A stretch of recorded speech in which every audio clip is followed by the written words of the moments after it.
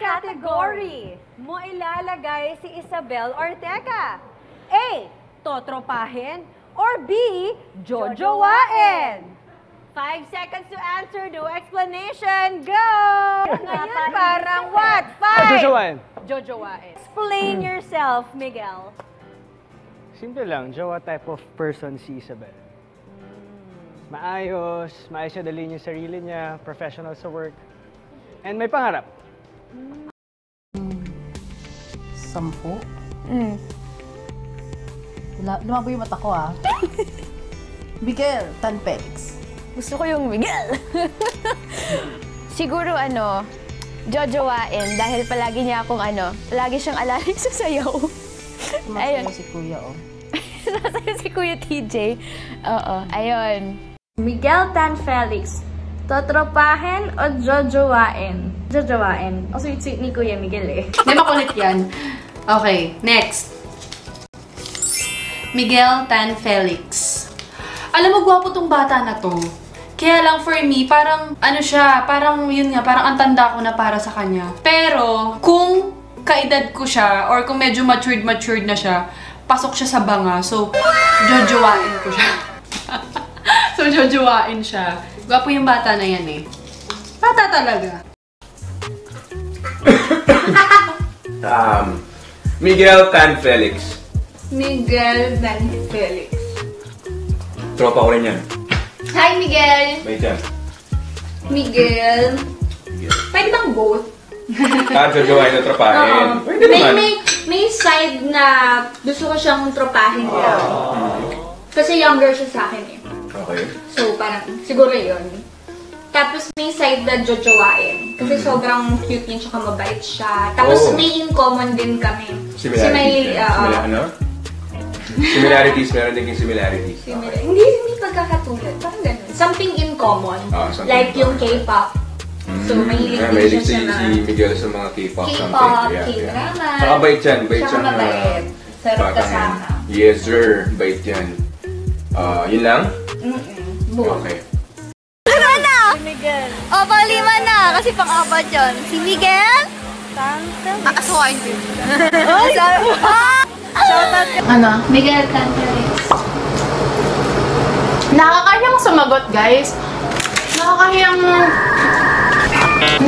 sumagot kasi best friend ko yung pinsan ni Miguel. So, pag sinagot ko, hindi ko lang alam. Aliyah, please. Pero ayun, crush ko si Miguel. Diba nakasama ko na siya sa Kambal Karibal dati nung nagde-taping. Alam nyo, siya yung unang tumawag sa akin kasi pinakalala niya ako sa pinsan niya. Tapos ang bait-bait niya at saka napaka-approachable niya. So, jojowain. Crush ko yun talaga.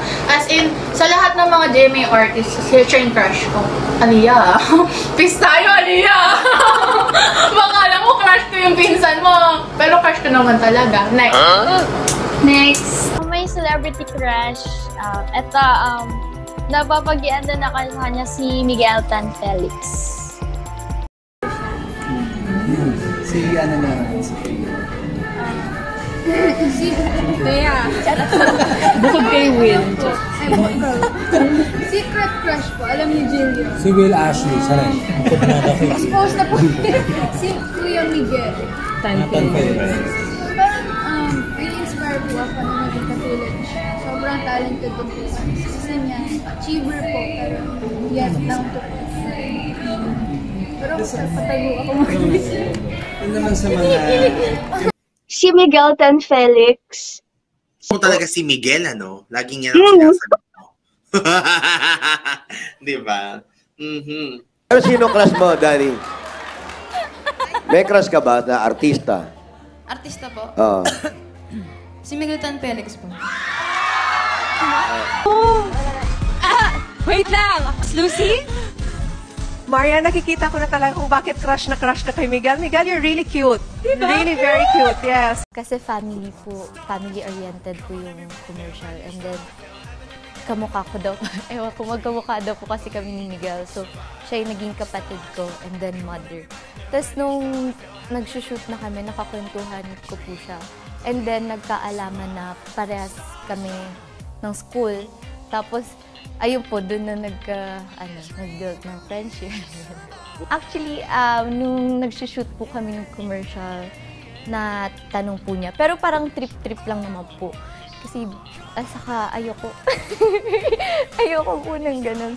Kaya, hindi ko po parang joke-joke lang. Hindi ko na lang pinansin. Bata pa kasi. And of course, ang ating birthday girl, Sofia Pablo! Sofia, happy birthday. Flowers for you. Pero teka lang, sorry Allen pasintabi lang saglit kay Allen kasi naichismis lang naman po to sa akin. Balita na may isa pang nagpapakabog sa dibdib nitong ating birthday girl. So, syempre, gusto rin naman natin hingan ng message.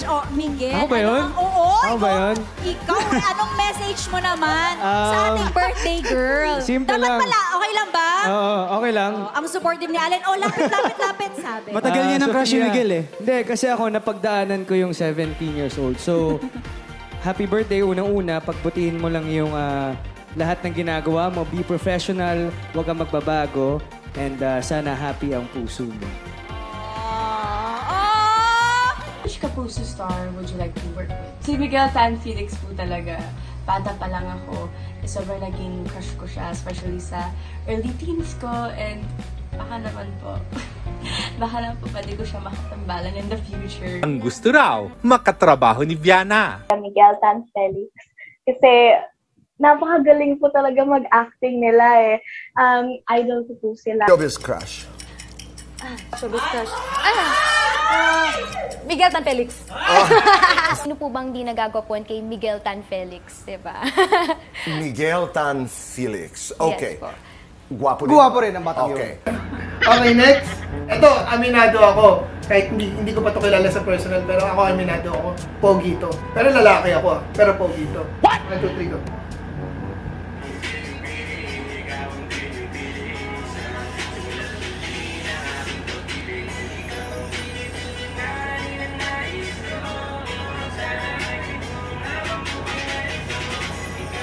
Okay na. May kwento ako. Pero gwapo, no? Ako pala yun. Kwento ako kasi nung nag-usap kami noon, one time. Wag mo na ikwento yun, love. Isama mo to, love. Nag-usap kami one time. Nanonood siya ng TikTok. Nakita niya siya, si Miguel. Sabi, ang gwapo nito. No? Sabi ko, nakita ko na yun, na-meet ko na yun sa island noon. Sabi niya sa akin, talaga, pakilala mo. Ganun siya nagagwapuhan. Oo, kasi kung maga sa mga artista na lalaki, ang lakas ng dating niya para sa akin. Pero lalaki ako. I mean, guy to guy. Pero ang lakas ng dating niya. Pero hindi niya ako kilala. Mamaya pag nakita ko ni Miguel, iwasan na agad. Bro, tropa lang. Matakot sa'yo. Tropa lang. Si Aga kasi, pag nagagapuan talaga siya sa isang lalaki, talagang sinasabi niya. Walang kemerut. Oo. Kasi syempre, pag maganda yung sinabi ko, lagot ako sa'yo. Ganun pa rin. Crush ko pa rin si Bianca and para sa akin, isa siyang special friend. Di ba? Okay. Miguel, kanina excited siya kasi this is your first lead role. Yes. Yes po. I am super excited. Yes po, and I am super excited. And sobrang happy din ako na yung first lead role kasama ko si Miguel. And yun nga, it's been so great working with him as well. And sobrang laking tulong din niya. Inspirado ka raw, Miguel, sa project na to, lalo kasama si Sabi. Isa po yun sa mga dahilan kung bakit ko inspired sa project nito. Pero it's a rule ko sarili ko na every time mag-work ako, kailangan inspired ako. And thankfully, isa si Isabel doon sa nagbibigay ng inspiration sa akin. Sa work na to. So yung inspired revelation na ba ito? Ano yan? Revelation na? Saan po? Anong real score niyan dalawa? Well, lahat naman po tayo pwede maging inspired sa lahat. Hindi naman po siya kailangan na mag-jowa kayo or meron kayong... Pero crush mo siya? Yes. Okay. Crush nila isa't isa? Sino ba namang hindi magkakabago sa... Ganda niya sa screen. Anong reaction? Again, Miguel, maraming salamat. Si Miguel birthday. Kasama ko sa Once Upon a Kiss. Once Upon a Kiss? Oo, at talagang thank you. At isa po ito talaga sa may tutuloy kong matunay ko pong kaibigan dito sa show. Thank you. Again, from the bottom of my heart and my soul, thank you very much. Kaya Betong, Saturday night, ladies. happy birthday sa'yo and sana ngayong gabi lalo mong napatunayan sa sarili mo na napakadami nagmamahal sa'yo. Diba? Thank you. Sir, bilang sa aming mga nag-guest dito. Dami naman. Saka, balita ko, puno sa mall eh. Dami gusto pumasok. Miguel, thank you guys once again. Miguel Dan Felix. Thank you. Ayan. Nag-enjoy